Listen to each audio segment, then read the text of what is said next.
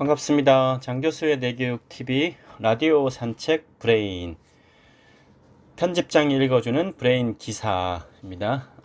이번 기사는 브레인 95호 집중 리포트 우리는 왜 감정 조절에 실패하는가 편에 실린 제 기사인데요. 기사 제목은 감정은 신체와 의식을 잇는 다리입니다. 네, 읽어 보겠습니다. 움직임과 감정은 동전의 양면과 같다.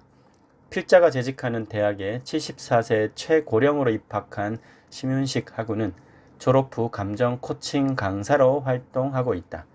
그가 경로당에서 한 강의를 본 적이 있는데 자신의 후배들에게 나이가 들면 움직이는 것부터가 감정의 충돌입니다.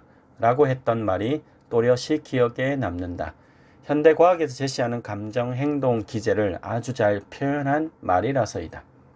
움직임, 모션은 동물과 식물을 구분짓는 대표적인 차이이며 생물종의 진화적 측면에서 볼 때 인간은 움직임의 다양성과 복잡성, 감정과 행동의 예측, 그리고 언어와 고등 기능을 가진 동물이다. 동물의 생명은 움직임으로부터 시작되고 나이가 들면 점차 움직임이 둔해진다. 그러다 움직임이 멈추면 생을 마감하게 된다. 즉 감정, 이모션은 움직임, 모션이 내재화되지 않은 채 표출되는 형태로서 움직임과 감정은 동전의 양면과 같다.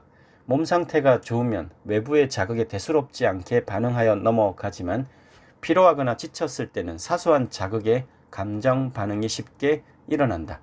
따라서 감정 관리에서 몸 상태를 빼고 얘기할 수 없다. 그렇다면 뇌 구조적 관점에서 감정을 들여다보자. 인간의 뇌는 지구상 모든 생물체 중에서 가장 복잡한 기능과 구조를 갖추고 있다. 1950년대 미국의 신경과학자 폴 맥리는 인간의 뇌를 진화적 발달 단계로 볼 때 뇌 가장 심부의 자리에 생명 기능을 담당하는 뇌관 브레인스템, 그 바깥쪽으로 감정 반응을 담당하는 되뇌 변형계 림빅 시스템, 가장 바깥쪽에서 이성과 사고 기능을 담당하는 되뇌 피질 네오콜텍스로 구성된다고 하여 삼위일체 뇌 이론을 주장했다. 이는 지금까지도 널리 통용되고 있다. 뇌관, 되뇌 변형계, 되뇌 피질 이 세 가지 층은 기능적으로 당연히 연결되어 있다. 아래층 공사가 잘 되어야 상층이 안정되게 놓일 수 있듯 생명 기능을 관장하는 1층의 뇌관에 문제가 있어 몸 상태가 좋지 않으면 그 상층의 감정과 이성의 기능도 불안정하기 쉽다. 평소 몸의 컨디션에 따라 기분이나 의욕, 의지 등이 달라지던 경험을 떠올리면 이해하기 쉬울 것이다. 다음으로 살펴볼 부분이 감정과 이성적 사고의 관계성이다. 세계적인 뇌과학자인 안토니오 다마지오 교수는 인간 정서에 대한 과학적 연구를 통해 인간 의사결정은 감성에 의해 크게 좌우된다. 판단과 의사결정 과정에 정서가 주도적으로 개입되며 인간은 충분한 시간을 들여 합리적 결정을 하기보다는 정서적 기억과 상태에 따라 많은 영향을 받는다는 연구 결과를 제시한 바 있다. 이러한 과학적 이론과 증거에도 불구하고 우리는 감정을 신체와 연결지어 생각하는 방식에 익숙하지 않다. 우리가 일상적으로 흔히 쓰는 저 사람 참 감정적이야 라거나 감정에 휩쓸리면 안 돼 같은 말에서 보듯 감정에 대한 인식도 대체로 부정적이라고 할 수 있다. 감정, 이모션에 대한 정의는 어떤 현상이나 일에 대하여 일어나는 마음이나 느끼는 기분, 외부 자극에 대한 단기적 인지적 반응, 움직임 차원에서 밖으로 향하는 움직임 등 학문 분야에 따라 다양하게 설명된다. 과학적인 측면에서의 감정은 긍정도 부정도 아닌 생명작용 그 자체이다. 감정 기제 중에서도 공포는 생존에 직결되는 감정 반응이다. 뇌를 가진 척추 동물에는 공포 반응과 부정적 기억을 담당하는 편도라는 영역이 별도로 존재한다. 만약 편도를 제거한 쥐가 있다면 고양이를 어떻게 대할까? 실제 실험한 연구가 있다. 편도를 제거한 쥐를 고양이와 같이 두면 쥐는 고양이를 무서워하지 않고 다가간다. 이전에 공포 기억이 존재하지 않으니 두려움을 느끼지 못하고 호기심이 작동하는 것이다. 이처럼 감정은 생존을 위해 진화된 기제이다. 감정이 생존을 위해 진화된 움직임이라면 신체의 균형에 부조화는 곧 감정의 변화를 만들어낸다. 당연히 그 반대로도 상호 영향을 미치지만 생명 중추 기제인 뇌관이 뇌 가장 안쪽에 자리한 만큼 그 상위에 있는 감정과 인지적 사고에 미치는 신체 영향도가 훨씬 크다. 우리가 명확히 알아야 하는 것은 감정이 신체보다 먼저가 아니라는 사실이다. 그렇다면 감정에 영향을 미치는 신체의 균형의 핵심은 무엇일까? 생명을 유지하는 기본 기제인 항상성이다. 항상성은 우리 몸이 여러 가지 환경 변화에 대응하여 생명 현상이 제대로 일어날 수 있도록 일정한 상태를 유지하는 성질 또는 그런 현상을 말한다. 생명을 유지하는 베이스 캠프인 것이다. 항상성의 저하는 교감신경과 부교감신경이 기랑작용하는 사유신경계 균형을 깨트린다. 세계보건기구에 따르면 비전염성 질환에 노출된 현대인들의 대다수가 자율신경계 부조화 상태에 있다고 한다. 자율신경계가 감정에 미치는 영향을 아주 직접적으로 알 수 있는 것이 바로 호흡이다. 숨이 잘 쉬어지지 않을 때 반응을 떠올려보자. 화가 나고 감정이 잘 안 되고 감정 조절이 잘 안 되고 얼굴이 상기되고 가슴이 답답하고 머리가 무거웠던 기억이 있을 것이다. 대부분 감정 반응과 연관돼 있다. 반대로 호흡이 편안할 때는 감정 반응 없이 심신의 상태가 안정적이다. 자율신경계 중에서 호흡 기제가 특별한 이유는 의식적으로 조절할 수 있는 유일한 영역이기 때문이다. 호흡을 통해 자율신경계를 변화시키고 인체 항상성의 조화를 회복할 수 있다. 따라서 호흡 훈련은 감정을 조절하는 가장 효율적인 방법이라고 할 수 있다.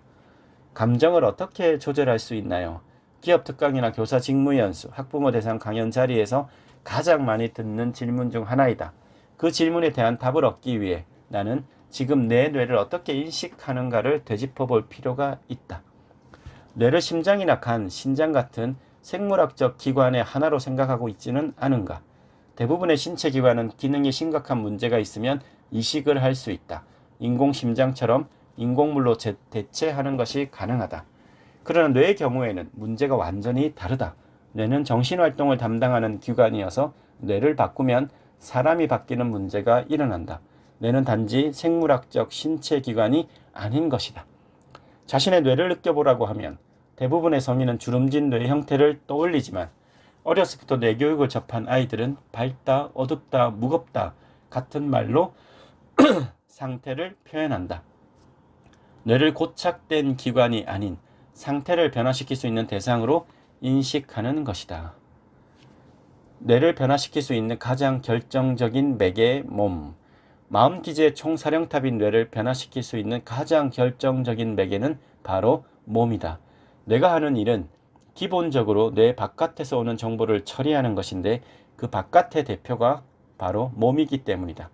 기어다니다가 두 발로 서고 자신의 몸을 마음껏 쓰기 시작하면 감정 소통이 활발해지고 학습이 본격화되는 유아의 성장 과정을 살펴보면 인간 뇌의 발달 특성을 알 수 있다.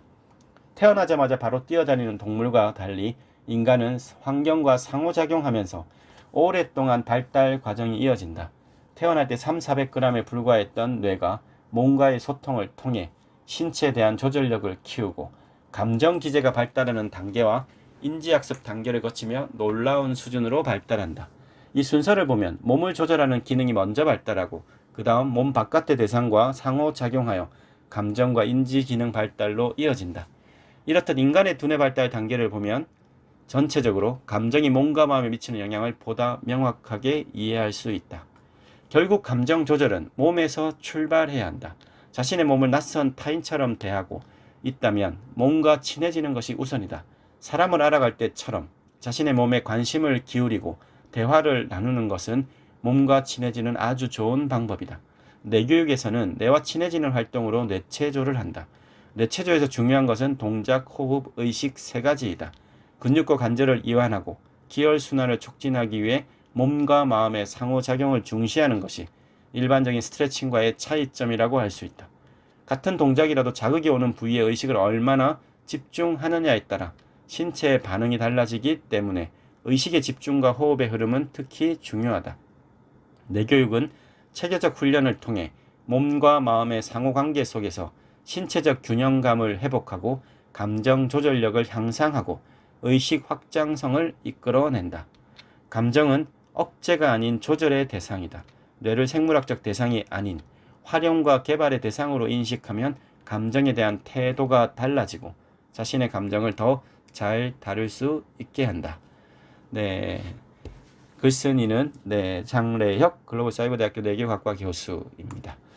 네, 브레인 95호에 실린 집중 리포트 우리는 왜 감정 조절에 실패하는가 편에 감정은 신체와 의식을 잇는 다리라는 타이틀 기사였습니다. 네, 감정을 어떻게 인식하고 있나요? 네, 신체와 의식의 그 중간에 있는 이 감정을 마음의 영역이라고 20세기까지 많이 대다수 인식을 해왔기 때문에 이 감정 문제를 바라보고 다루고 뭔가 변화를 하는데 많은 어려움이 있었습니다. 21세기 지금 시대를 살아가는 이 분야에 좀 영역에 종사하시는 분이라면 이제 감정을 바라보는 새로운 시선을 느낄 수 있는 기사였기를 고대합니다. 지금까지 장교수의 내교육 TV 라디오 산책 브레인 였습니다. 감사합니다.